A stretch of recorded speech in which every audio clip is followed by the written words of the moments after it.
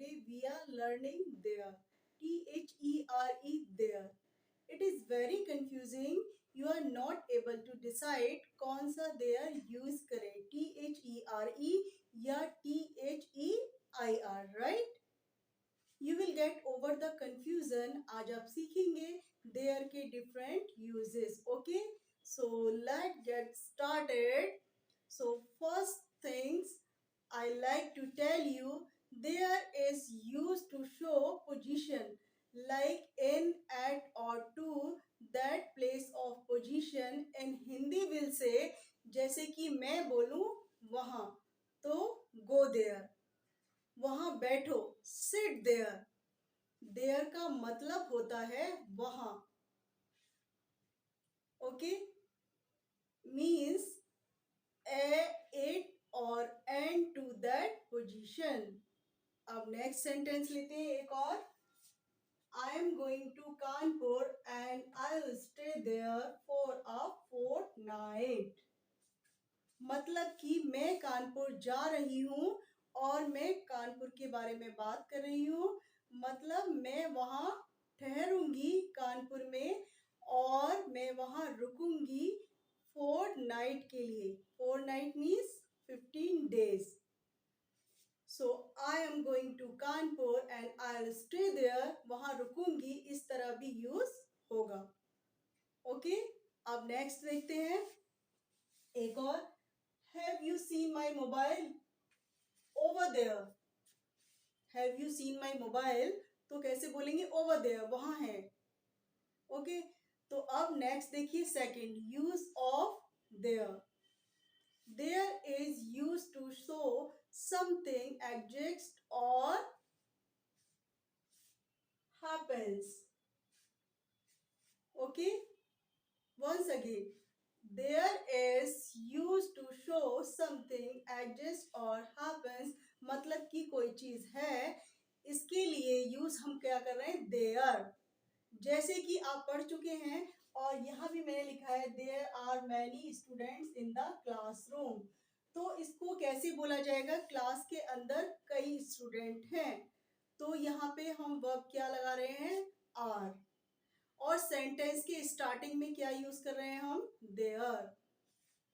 लेकिन अब यहाँ पे देखिए ऐसे भी बन सकता है ये sentence, many students in the class. लेकिन वर्ब कहाँ आएगी? वर्ब. तो वर्ब कहाँ जाएगी? तो वर्ब हम लगाएंगे इसमें आर, जो ऑलरेडी लगाई हुई है.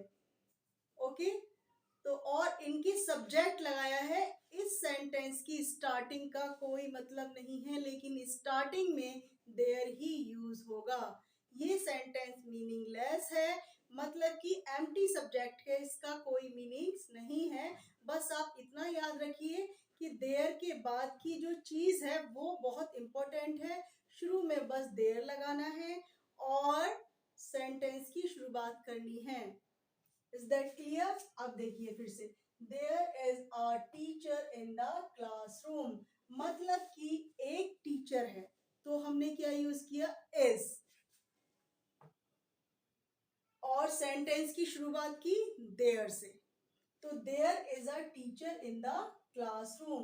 अब देखिए आर को हम पास्ट में क्या करते हैं? आर. अगर पास्ट में हम आर की जगह यूज करें तो क्या होगा? वर.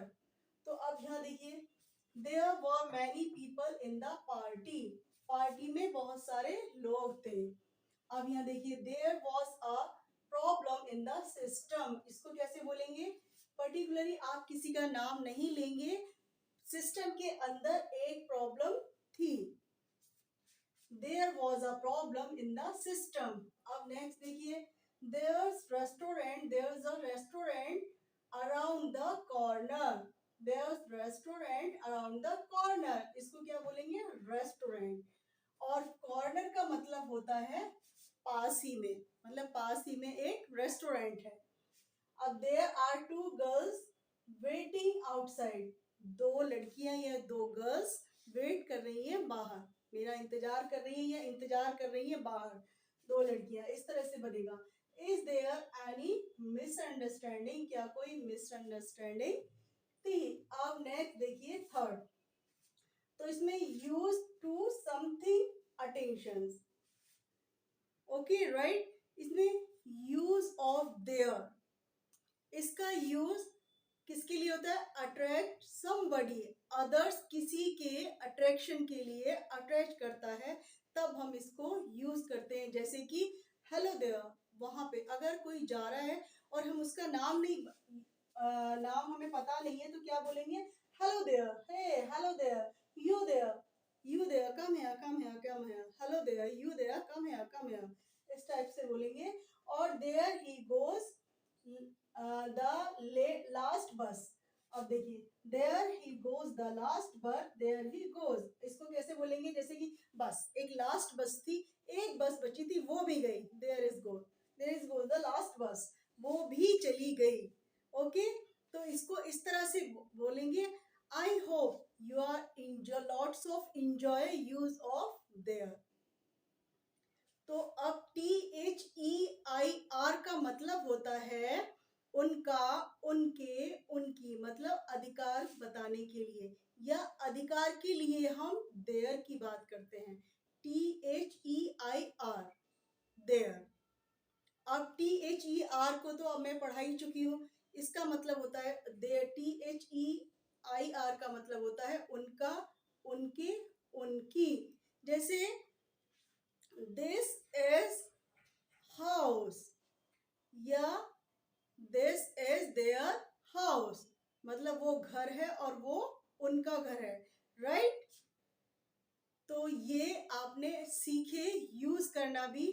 और अब हम नेक्स्ट वीडियो में फिर मिलते हैं, तब तक के लिए बाय बाय।